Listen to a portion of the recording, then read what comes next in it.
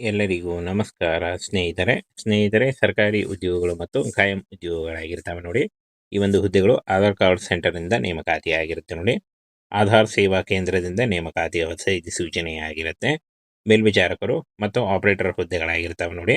ಈ ಹಿಂದೆ ಕೂಡ ಒಮ್ಮೆ ನೋಟಿಫಿಕೇಶನ್ ಆಗಿತ್ತು, ಅದು ಮುಗಿದ ನಂತರ ಅದು ಹಳೆಯ ನೋಟಿಫಿಕೇಶನ್. ಈಗ ಹೊಸದಾಗಿ ಮತ್ತೆ 253 ಹುದ್ದೆಗಳಿಗೆ ಹೊಸ ಸೂಚನೆ ಬಿಡುಗಡೆಯಾಗಿದೆ ನೋಡಿ.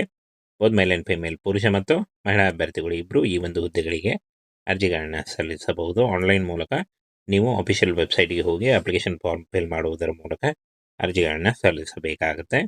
10 ಮಾರ್ಚ್ 2026 ಈ ಒಂದು ಹುದ್ದೆಗಳಿಗೆ ಅರ್ಜಿ ಸಲ್ಲಿಸಲಿಕ್ಕೆ ಕೊನೆಯ ದಿನಾಂಕ ಆಗಿರುತ್ತೆ ನೋಡಿ. ಹಾಗೆ ಈ ಒಂದು ಹುದ್ದೆಗಳ ಬಗ್ಗೆ ನೋಟಿಫಿಕೇಶನ್ನ ನಮ್ಮ ಟೆಲಿಗ್ರಾಮ್ ಚಾನಲ್ ಇರುತ್ತೆ ನೋಡಿ, ಅಲ್ಲಿ ಹೋಗಿ ನೀವು ಡೌನ್ಲೋಡ್ ಮಾಡಿಕೊಂಡು ಇನ್ನೂ ಹೆಚ್ಚಿನ ಮಾಹಿತಿಯನ್ನು ತಿಳ್ಕೊಳ್ಬಹುದು. ಹಾಗೆ ಇದುವರೆಗೂ ಯಾರು ನಮ್ಮ ಟೆಲಿಗ್ರಾಮ್ ಚಾನಲ್ನ ಜಾಯಿನ್ ಆಗಿಲ್ಲ, ಈಗಲೇ ಜಾಯಿನ್ ಆಗಿ ಹೆಚ್ಚಿನ ಉದ್ಯೋಗ ಮಾಹಿತಿಗಳಿಗಾಗಿ. ನೋಡಿ, ಆಧಾರ್ ಕಾರ್ಡ್ ಇಲಾಖೆಯಿಂದ ನೇಮಕಾತಿಯಾಗಿರುತ್ತೆ. ಆಧಾರ್ ಸೇವಾ ಕೇಂದ್ರಗಳ ಹುದ್ದೆಗಳಾಗಿರ್ತವೆ ನೋಡಿ. ಒಟ್ಟು 253 ಹುದ್ದೆಗಳಿದ್ದಾವೆ. ಈ ಒಂದು ಹುದ್ದೆಗಳಿಗೆ ಅಖಿಲ ಭಾರತದಲ್ಲಿ ನೇಮಕಾತಿ ಮಾಡಿಕೊಳ್ಳಲಾಗುತ್ತೆ ನೋಡಿ. ಕರ್ನಾಟಕದಲ್ಲೂ ಕೂಡ ಈ ಒಂದು ಹುದ್ದೆಗಳಿಗೆ ಇದ್ದಾವೆ. ಇನ್ನು ಹುದ್ದೆ ಹೆಸರು ಆಧಾರ್ ಕಾರ್ಡ್ ಮೇಲ್ವಿಚಾರಕರು ಮತ್ತು ಆಪರೇಟರ್ ಹುದ್ದೆಗಳಾಗಿರ್ತವೆ ನೋಡಿ. ಕ್ಲರ್ಕ್ ಮತ್ತು ಆಪರೇಟರ್ ಹುದ್ದೆಗಳಾಗಿರ್ತವೆ. ಸಂಬಳ 30,000ದಿಂದ 60,000ವರೆಗೂ ಪರ್ ಮಂತ್ ಸ್ಯಾಲ್ರಿ ಆಗಿರುತ್ತೆ ನೋಡಿ. ಹಾಗೆ TADA ಮತ್ತು ಬೇಸಿಕ್ ಅಲೌನ್ಸು ಹಾಗೆ ಫುಡ್ ಅಲೌನ್ಸು ಅದು ಕೂಡ ಸಿಗುತ್ತೆ. ಇನ್ನು ಫ್ರೆಂಡ್ಸ್, ಯಾವ ಒಂದು ರಾಜ್ಯಗಳಲ್ಲಿ ನೇಮಕಾತಿ ಇರುತ್ತೆ ಅಂತ ನೋಡೋದಾದರೆ ಎಲ್ಲ ರಾಜ್ಯಗಳಲ್ಲೂ ಕೂಡ ನೇಮಕಾತಿ ಇರುತ್ತೆ ನೋಡಿ. ಅಸ್ಸಾಂ, ಬಿಹಾರ್, ಚಂಡೀಗಢ, ಛತ್ತೀಸ್ಗಢ, ಗುಜರಾತ್, ಹರಿಯಾಣ, ಹಿಮಾಚಲ ಪ್ರದೇಶ ಮತ್ತು ಜಾರ್ಖಂಡ್ ಹಾಗೂ ಕರ್ನಾಟಕದಲ್ಲೂ ಕೂಡ ಈ ಒಂದು ಹುದ್ದೆಗಳಿದ್ದಾವೆ. ಈ ಒಂದು ಹುದ್ದೆಗಳಿಗೆ ಆಯ್ಕೆ ಮಾಡಿಕೊಂಡು ನೀವು ಅರ್ಜಿಗಳನ್ನು ಸಲ್ಲಿಸಬಹುದು.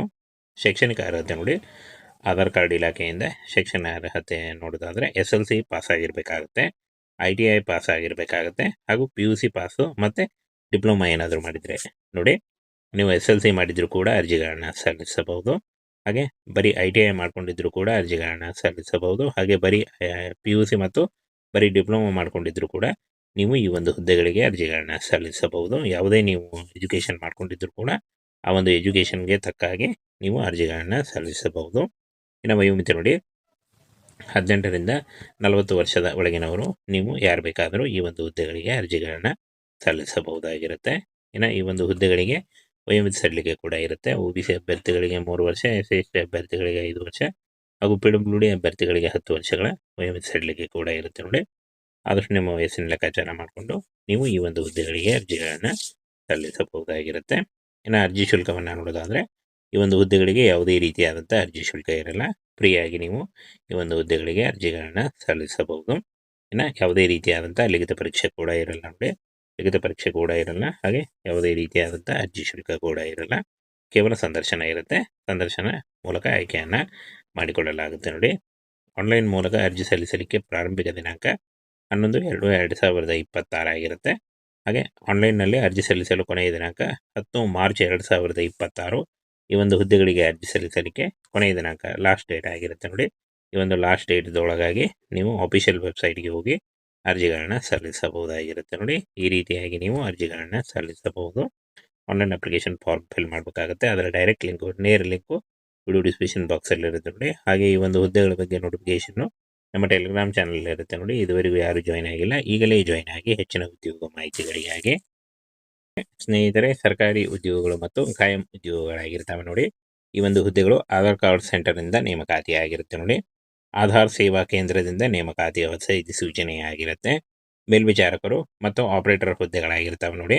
ಈ ಹಿಂದೆ ಕೂಡ ಒಮ್ಮೆ ನೋಟಿಫಿಕೇಶನ್ ಆಗಿತ್ತು, ಅದು ಮುಗಿದ ನಂತರ ಅದು ಹಳೆಯ ನೋಟಿಫಿಕೇಶನ್ನು. ಈಗ ಹೊಸದಾಗಿ ಮತ್ತೆ 253 ಹುದ್ದೆಗಳಿಗೆ ಹೊಸ ಸೂಚನೆ ಬಿಡುಗಡೆಯಾಗಿದೆ ನೋಡಿ. ಬೋತ್ ಮೇಲ್ ಆ್ಯಂಡ್ ಫಿಮೇಲ್, ಪುರುಷ ಮತ್ತು ಮಹಿಳಾ ಅಭ್ಯರ್ಥಿಗಳು ಇಬ್ಬರು ಈ ಒಂದು ಹುದ್ದೆಗಳಿಗೆ ಅರ್ಜಿಗಳನ್ನು ಸಲ್ಲಿಸಬಹುದು. ಆನ್ಲೈನ್ ಮೂಲಕ ನೀವು ಅಫಿಷಿಯಲ್ ವೆಬ್ಸೈಟ್ಗೆ ಹೋಗಿ ಅಪ್ಲಿಕೇಶನ್ ಫಾರ್ಮ್ ಫಿಲ್ ಮಾಡುವುದರ ಮೂಲಕ ಅರ್ಜಿಗಳನ್ನು ಸಲ್ಲಿಸಬೇಕಾಗುತ್ತೆ. 10 ಮಾರ್ಚ್ 2026 ಈ ಒಂದು ಹುದ್ದೆಗಳಿಗೆ ಅರ್ಜಿ ಸಲ್ಲಿಸಲಿಕ್ಕೆ ಕೊನೆಯ ದಿನಾಂಕ ಆಗಿರುತ್ತೆ ನೋಡಿ. ಹಾಗೆ ಈ ಒಂದು ಹುದ್ದೆಗಳ ಬಗ್ಗೆ ನೋಟಿಫಿಕೇಶನ್ನ ನಮ್ಮ ಟೆಲಿಗ್ರಾಮ್ ಚಾನಲ್ ಇರುತ್ತೆ ನೋಡಿ, ಅಲ್ಲಿ ಹೋಗಿ ನೀವು ಡೌನ್ಲೋಡ್ ಮಾಡಿಕೊಂಡು ಇನ್ನೂ ಹೆಚ್ಚಿನ ಮಾಹಿತಿಯನ್ನು ತಿಳ್ಕೊಳ್ಬಹುದು. ಹಾಗೆ ಇದುವರೆಗೂ ಯಾರು ನಮ್ಮ ಟೆಲಿಗ್ರಾಮ್ ಚಾನಲ್ನ ಜಾಯಿನ್ ಆಗಿಲ್ಲ, ಈಗಲೇ ಜಾಯಿನ್ ಆಗಿ ಹೆಚ್ಚಿನ ಉದ್ಯೋಗ ಮಾಹಿತಿಗಳಿಗಾಗಿ. ನೋಡಿ, ಆಧಾರ್ ಕಾರ್ಡ್ ಇಲಾಖೆಯಿಂದ ನೇಮಕಾತಿಯಾಗಿರುತ್ತೆ.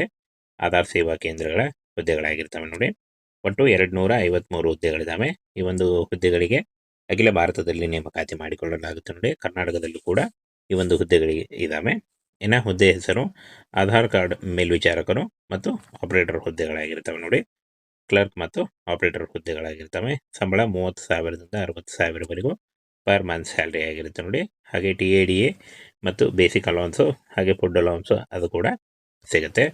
ಇನ್ನು ಫ್ರೆಂಡ್ಸ್, ಯಾವ ಒಂದು ರಾಜ್ಯಗಳಲ್ಲಿ ನೇಮಕಾತಿ ಇರುತ್ತೆ ಅಂತ ನೋಡೋದಾದರೆ ಎಲ್ಲ ರಾಜ್ಯಗಳಲ್ಲೂ ಕೂಡ ನೇಮಕಾತಿ ಇರುತ್ತೆ ನೋಡಿ. ಅಸ್ಸಾಂ, ಬಿಹಾರ್, ಚಂಡೀಗಢ, ಛತ್ತೀಸ್ಗಢ, ಗುಜರಾತ್, ಹರಿಯಾಣ, ಹಿಮಾಚಲ ಪ್ರದೇಶ ಮತ್ತು ಜಾರ್ಖಂಡ್ ಹಾಗೂ ಕರ್ನಾಟಕದಲ್ಲೂ ಕೂಡ ಈ ಒಂದು ಹುದ್ದೆಗಳಿದ್ದಾವೆ.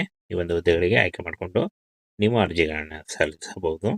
ಶೈಕ್ಷಣಿಕ ಅರ್ಹತೆ ನೋಡಿ, ಆಧಾರ್ ಕಾರ್ಡ್ ಇಲಾಖೆಯಿಂದ ಶೈಕ್ಷಣಿಕ ಅರ್ಹತೆ ನೋಡೋದಾದರೆ SLC ಪಾಸ್ ಆಗಿರಬೇಕಾಗುತ್ತೆ, ITI ಪಾಸ್ ಆಗಿರಬೇಕಾಗುತ್ತೆ ಹಾಗೂ PUC ಪಾಸು ಮತ್ತು ಡಿಪ್ಲೊಮಾ ಏನಾದರೂ ಮಾಡಿದರೆ ನೋಡಿ. ನೀವು SLC ಮಾಡಿದರೂ ಕೂಡ ಅರ್ಜಿಗಳನ್ನು ಸಲ್ಲಿಸಬಹುದು.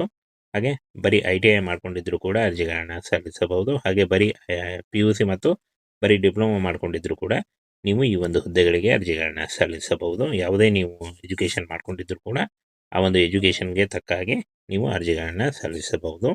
ಇನ್ನು ವಯೋಮಿತಿ ನೋಡಿ, 18ರಿಂದ 40 ವರ್ಷದ ಒಳಗಿನವರು ನೀವು ಯಾರು ಬೇಕಾದರೂ ಈ ಒಂದು ಹುದ್ದೆಗಳಿಗೆ ಅರ್ಜಿಗಳನ್ನು ಸಲ್ಲಿಸಬಹುದಾಗಿರುತ್ತೆ. ಇನ್ನು ಈ ಒಂದು ಹುದ್ದೆಗಳಿಗೆ ವಯೋಮಿತಿ ಸಡಿಲಿಕೆ ಕೂಡ ಇರುತ್ತೆ. OBC ಅಭ್ಯರ್ಥಿಗಳಿಗೆ 3 ವರ್ಷ, SC ಅಭ್ಯರ್ಥಿಗಳಿಗೆ 5 ವರ್ಷ ಹಾಗೂ PWD ಅಭ್ಯರ್ಥಿಗಳಿಗೆ 10 ವರ್ಷಗಳ ವಯೋಮಿತಿ ಸಡಿಲಿಕೆ ಕೂಡ ಇರುತ್ತೆ ನೋಡಿ. ಆದಷ್ಟು ನಿಮ್ಮ ವಯಸ್ಸಿನ ಲೆಕ್ಕಾಚಾರ ಮಾಡಿಕೊಂಡು ನೀವು ಈ ಒಂದು ಹುದ್ದೆಗಳಿಗೆ ಅರ್ಜಿಗಳನ್ನು ಸಲ್ಲಿಸಬಹುದಾಗಿರುತ್ತೆ. ಇನ್ನು ಅರ್ಜಿ ಶುಲ್ಕವನ್ನು ನೋಡೋದಾದರೆ ಈ ಒಂದು ಹುದ್ದೆಗಳಿಗೆ ಯಾವುದೇ ರೀತಿಯಾದಂಥ ಅರ್ಜಿ ಶುಲ್ಕ ಇರಲ್ಲ. ಫ್ರೀಯಾಗಿ ನೀವು ಈ ಒಂದು ಹುದ್ದೆಗಳಿಗೆ ಅರ್ಜಿಗಳನ್ನು ಸಲ್ಲಿಸಬಹುದು. ಇನ್ನು ಯಾವುದೇ ರೀತಿಯಾದಂಥ ಲಿಖಿತ ಪರೀಕ್ಷೆ ಕೂಡ ಇರಲ್ಲ ನೋಡಿ. ಲಿಖಿತ ಪರೀಕ್ಷೆ ಕೂಡ ಇರಲ್ಲ, ಹಾಗೆ ಯಾವುದೇ ರೀತಿಯಾದಂಥ ಅರ್ಜಿ ಶುಲ್ಕ ಕೂಡ ಇರಲ್ಲ. ಕೇವಲ ಸಂದರ್ಶನ ಇರುತ್ತೆ. ಸಂದರ್ಶನ ಮೂಲಕ ಆಯ್ಕೆಯನ್ನು ಮಾಡಿಕೊಳ್ಳಲಾಗುತ್ತೆ ನೋಡಿ. ಆನ್ಲೈನ್ ಮೂಲಕ ಅರ್ಜಿ ಸಲ್ಲಿಸಲಿಕ್ಕೆ ಪ್ರಾರಂಭಿಕ ದಿನಾಂಕ 11/2/2026 ಆಗಿರುತ್ತೆ. ಹಾಗೆ ಆನ್ಲೈನ್ನಲ್ಲಿ ಅರ್ಜಿ ಸಲ್ಲಿಸಲು ಕೊನೆಯ ದಿನಾಂಕ 10 ಮಾರ್ಚ್ 2026. ಈ ಒಂದು ಹುದ್ದೆಗಳಿಗೆ ಅರ್ಜಿ ಸಲ್ಲಿಸಲಿಕ್ಕೆ ಕೊನೆಯ ದಿನಾಂಕ ಲಾಸ್ಟ್ ಡೇಟ್ ಆಗಿರುತ್ತೆ ನೋಡಿ. ಈ ಒಂದು ಲಾಸ್ಟ್ ಡೇಟ್ದೊಳಗಾಗಿ ನೀವು ಅಫಿಷಿಯಲ್ ವೆಬ್ಸೈಟ್ಗೆ ಹೋಗಿ ಅರ್ಜಿಗಳನ್ನು ಸಲ್ಲಿಸಬಹುದಾಗಿರುತ್ತೆ ನೋಡಿ. ಈ ರೀತಿಯಾಗಿ ನೀವು ಅರ್ಜಿಗಳನ್ನು ಸಲ್ಲಿಸಬಹುದು. ಆನ್ಲೈನ್ ಅಪ್ಲಿಕೇಶನ್ ಫಾರ್ಮ್ ಫಿಲ್ ಮಾಡಬೇಕಾಗುತ್ತೆ. ಅದರ ಡೈರೆಕ್ಟ್ ಲಿಂಕು, ನೇರ ಲಿಂಕು ವಿಡಿಯೋ ಡಿಸ್ಕ್ರಿಪ್ಷನ್ ಬಾಕ್ಸಲ್ಲಿ ಇರುತ್ತೆ ನೋಡಿ. ಹಾಗೆ ಈ ಒಂದು ಹುದ್ದೆಗಳ ಬಗ್ಗೆ ನೋಟಿಫಿಕೇಷನ್ನು ನಮ್ಮ ಟೆಲಿಗ್ರಾಮ್ ಚಾನಲ್ ಇರುತ್ತೆ ನೋಡಿ. ಇದುವರೆಗೂ ಯಾರು ಜಾಯ್ನ್ ಆಗಿಲ್ಲ, ಈಗಲೇ ಜಾಯ್ನ್ ಆಗಿ ಹೆಚ್ಚಿನ ಉದ್ಯೋಗ ಮಾಹಿತಿಗಳಿಗಾಗಿ